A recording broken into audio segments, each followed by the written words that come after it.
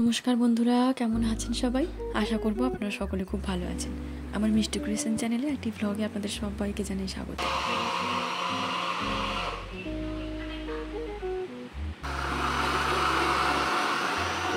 আজকের সকালটা শুরু হয়েছে একটা মিষ্টি পাখিকে দিয়ে। সকালবেলাতে এক্সারসাইজ করার পর একটু বসছিলাম, তারপর মা ব্রেকফাস্টটা বানিয়ে দিল আর ওটা নিয়ে আমি এখন একটু বাইরে এসেছি, এখানে বসে বসে খাবো। ব্রেকফাস্টটা কিন্তু শুধু এই শেকটা দিয়ে কমপ্লিট হয় না, এটা খাওয়ার কিছুক্ষণ পরে আবার কিছু না কিছু খেতে হয়। সামনেই তো পুজো আসছে, আর পুজোকে উপলক্ষ করে আমি নিজের প্রতি এতটাই কনসিয়াস হয়ে গেছি যে সারাক্ষণ ইউটিউবে দেখছি যে নিজের চুলটা কী করে ভালো করা যায়, নিজের স্কিনটা কী করে ভালো করা যায়, মানে এইসব ভুলভাল জিনিসপত্র। যাই হোক, আমার এই পাগলামিগুলোকে কেউ পাত্তাও দেয় না।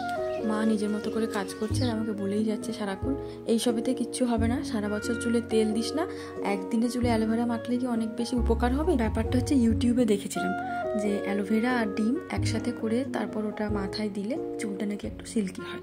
ওটা দেখার পর থেকে মাথার মধ্যে ব্যাপারটা একটু ঘুরপাক খাচ্ছিল। যেহেতু বাড়িতে ছিলাম, হাতের কাছে অ্যালোভেরা গাছ ছিল, এই অ্যালোভেরার গাছগুলো থেকে একটা পাতা ভেঙে নিচ্ছি, এখান থেকে আমি অ্যালোভেরার এই পাল্পটা বের করবো।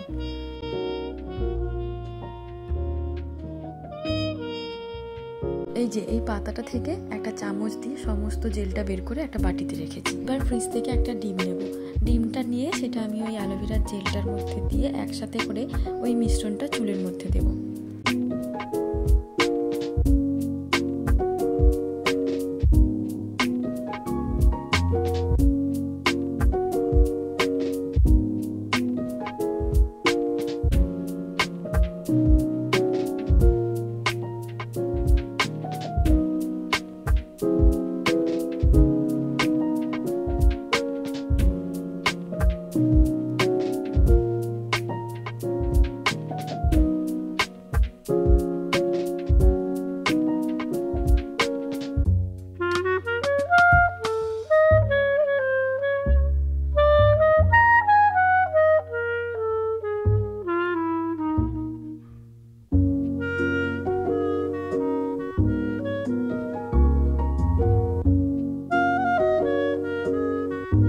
এইসব কাজ করতে করতে বেলা অনেক হয়ে গেছিল।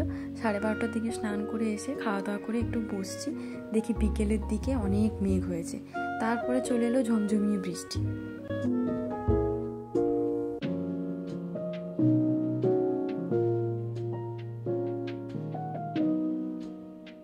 সেই দিনটা তো আর দেখানোই হলো না, শ্যাম্পুর পরে চুলটা ঠিক কেমন হয়েছিল। খুব বেশি না হলেও কিছুটা হলেও পার্থক্য বুঝতে পেরেছিলাম। যে ব্যাপারটা আজকে করলাম এটা তো একদিনে হলে কখনোই কিছু হবে না, যদি বারবার করতে থাকে তাহলে হয়তো আমি রেজাল্ট পাবো ভালো। কিন্তু কথা হচ্ছে গিয়ে হাতে সময়ের অভাব আর নিজের কিছুটা ঢিলেমির জন্য এটা আবার কবে হবে সে জানা নেই। তাহলে এই হচ্ছে গিয়ে রেজাল্ট। আজকের ভিডিওটা এখানেই শেষ করছি, আবার দেখা হচ্ছে পরের কোনো ব্লগে। Bye bye.